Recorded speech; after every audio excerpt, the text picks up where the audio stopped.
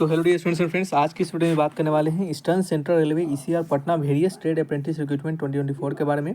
तो वीडियोस बहुत ही दिनों के बाद आ रहा है, लेकिन कोई बात नहीं, कुछ कामों में हम व्यस्त थे। तो जो भी जानकारी है यहाँ पे आपको दी जाएगी, तो ध्यान से सुनते रहिएगा। सभी दोस्तों भाइयों अपने सभी स्टूडेंट्स को बताना चाहेंगे कि आपके यहाँ पे इस वीडियोज़ में आपकी age limit, education qualification, merit based रहेगा या फिर एग्जामिनेशन देना होगा, सिलेक्शन कैसे होगा, अप्रेंटिस के फायदे क्या होंगे, सैलरी कितनी मिलेगी, तमाम जानकारी आपको दी जाएगी। वीडियो पे बने रहिएगा और कंप्लीट वीडियोज़ को ध्यानपूर्वक वॉच कीजिएगा। देखिए दोस्तों, इसमें आपको एक एक जानकारी सटीक दी जाएगी और सभी चीज़ों को विस्तार से बताया जाएगा। सो ध्यान से देखिएगा और कोई डाउट होगा तो कमेंट बॉक्स में लिखकर पूछिएगा। हम बढ़ते हैं आगे की ओर।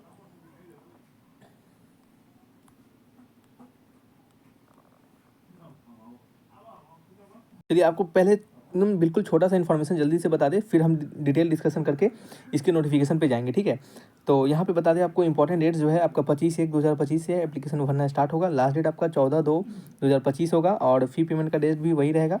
और मेरिट बेस्ड आपका यहाँ पे मेरिट लिस्ट कैसे आएगा वो सब कुछ बताया जाएगा। एप्लीकेशन का फी जनरल OBC EWS के 100 रुपीज़ है।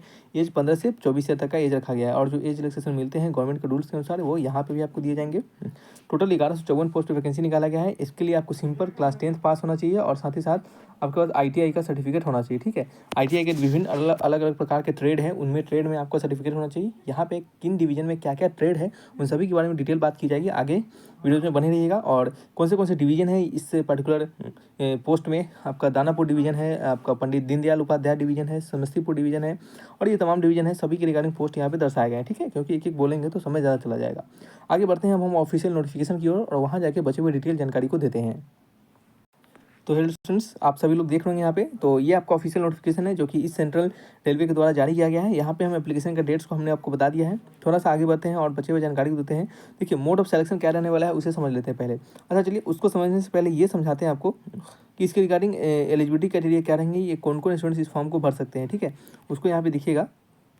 यहाँ पे हमने जो पहले आपको बताया कि 15 से 24 ईयर तक का आपका एज होना चाहिए और 1/1/2025 से पहले तक। और एज रिलैक्सेशन जो मिलते हैं ST/SC के लिए 5 साल, OBC के लिए 3 साल और PWD के कैंडिडेट के अलग अलग रिजर्वेशन अलग अलग कैटेगरी के रिगार्डिंग यहाँ पे देख सकते हैं। यहाँ पे और आपको बता दें एजुकेशन क्वालिफिकेशन के बारे में बता दें कि एजुकेशन क्वालिफिकेशन यहाँ पे सिंपल जो 10+2 10th रहना चाहिए और आपका ITI आपके पास सर्टिफिकेट होना चाहिए। 100 रुपीज़ फीस है, ठीक है।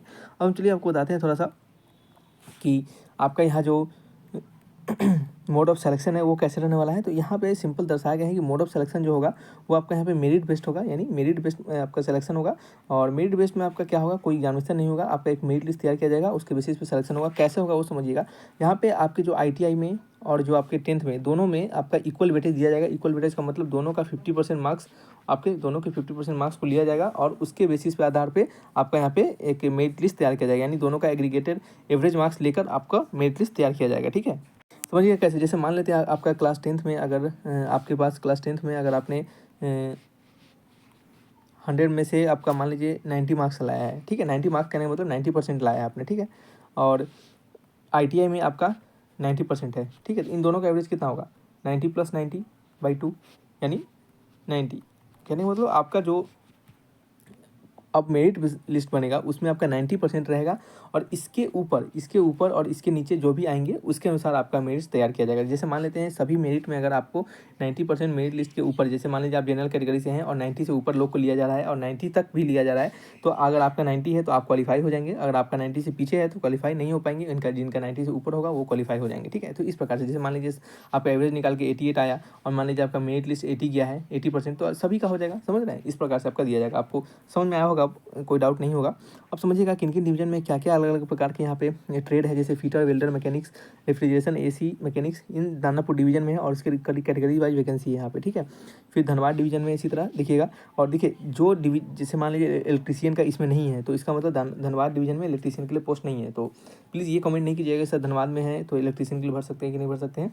तो एक और चीज़ हमारे तरफ से आपके लिए एक कह सकते हैं कि सुझाव रहेगा। क्या सुझाव रहेगा कि आप जिस डिवीजन में है ना, कोशिश कीजिएगा उसी डिवीजन में इसके फॉर्म को भरें और उसी डिवीजन में पर्टिकुलर अप्रेंटिस के लिए अप्लाई करें और वहाँ पे अप्रेंटिसशिप करें, ठीक है। क्योंकि दिक्कत क्या होता है कि अगर आप किसी दूसरे डिवीजन में जाते हैं तो वहाँ पे क्या होता है, आपको थोड़ा सा घर से जो नज़दीक रहेगा प्रयास कीजिएगा उसी में जाने का, क्योंकि इसके लिए आपको सैलरी बहुत ज़्यादा, स्टाइपेंड बहुत ज़्यादा नहीं मिलता है।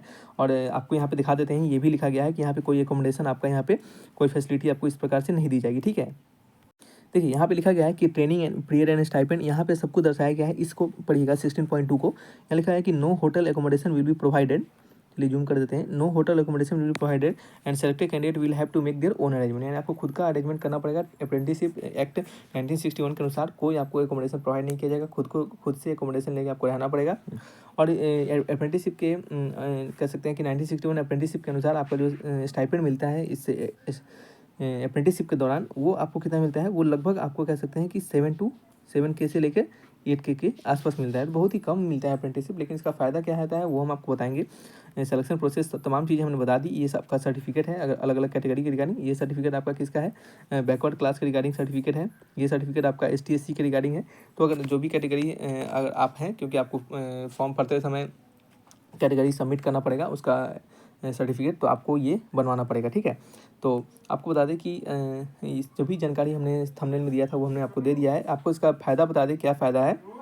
इसका फ़ायदा यही है कि जब भी रेलवे की वैकेंसी निकलती है, ग्रुप डी की वैकेंसी, हालांकि बहुत ही कम निकलती है, बट लेकिन जब भी निकलती है तो आप लोगों को क्या होगा, 20% सीट, जैसे मान लेते हैं 100 सीट होगा, उसमें से 20 सीट जो होगा वो अप्रेंटिसशिप वाले के लिए रिजर्व करके रखा जाता है, ठीक है।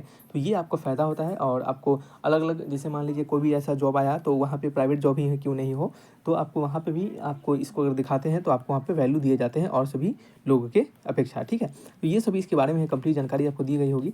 सभी चीज़ हमने बताया जो हमने लिखा था। अगर कोई डाउट होगा तो कमेंट बॉक्स में लिखकर हमसे पूछिएगा। Thanks for watching.